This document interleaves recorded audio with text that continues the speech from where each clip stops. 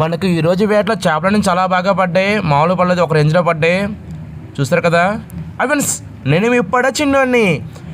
ఈరోజు తెల్లవారు 4 గంటలు అయితే ఆయిల్ కొట్టించుకు వేటకైతే వెళ్తున్నాం. వెళ్ళే ధరలో మా అన్న అయితే తోటని కాస్తున్నాడు. మా అన్నకి అయితే ఒక చేపని లాగింది, దాన్ని మీకు చూపిస్తాను చూడండి. దీనైతే కోనమని పిలుస్తాం.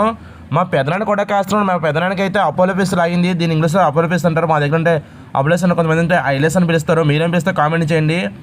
ఇప్పుడైతే లాగిన చేపలు మేమైతే కూర వండుకుంటున్నాం. చూసారు కదా, ఇప్పుడు చేయడానికి అయితే రెడీ అయిపోయాను. చూసారా కెత్తి ఎలా ఉందో, రోలర్స్కి ఎత్తిలా ఉంది. ఇదైతే మాత్రం మామూలు లేదు.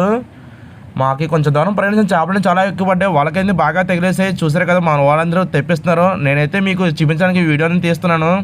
చూసారు కదా, చేపలని తెప్పించేసి మనం తోకబడిలో పెట్టేస్తాం. కోనం చేపలు, అప్పుల చేపలు. అలాగే ఇప్పుడైతే మన వాళ్ళు అయితే ఐసర్ని పెడుతున్నారు. ఈ చేపలు మేమైతే గుణపాలను పిలుస్తాం. మీరేం పిలుస్తాం కమెంట్ చేయండి. మా అన్న అయితే చేపలు బాగా పెంచుకొని ఐసర్ని పెడుతున్నాడు. చూస్తారు కదా, ఎండు చేపలు చాలా ఎక్కువ పడి ఈరోజు అయితే మనకు వేట బాగా జరిగింది. ఈ ఐస్ అంతా ఎందుకు పైకి తీసి పెట్టామంటే ఈ చేపలు బాగా కూలింగ్ పడ్డాం, కానీ మనకు పడి విధంగా ఇంకో బోటుకి అయితే పడ్డాయి. వాళ్ళ ఆనందంకి అద్దే లేదు, కానీ వాళ్ళ ఆనందం కాసేపు ఉంది. ఎందుకు ఈ విధంగా అంటున్నారంటే వాళ్ళ చేపలని, వాళ్ళ తగిన చేపలు అయితే తీసుకున్నారు. ఉన్న చేపలు అయితే వాళ్ళైతే బదలసిపోయిందంట. చాలా నష్టం అనేది జరిగింది ఆ బోటుకి అయితే మాత్రం. ఇటువంటి మంచి మంచి వీడియో అయితే మనం ఒప్పనుకోవడం ఫాలో చేయండి. పోతే ఒక లైక్ చేయండి ఫ్రెండ్స్, మర్చిపోకండి ఫ్రెండ్స్.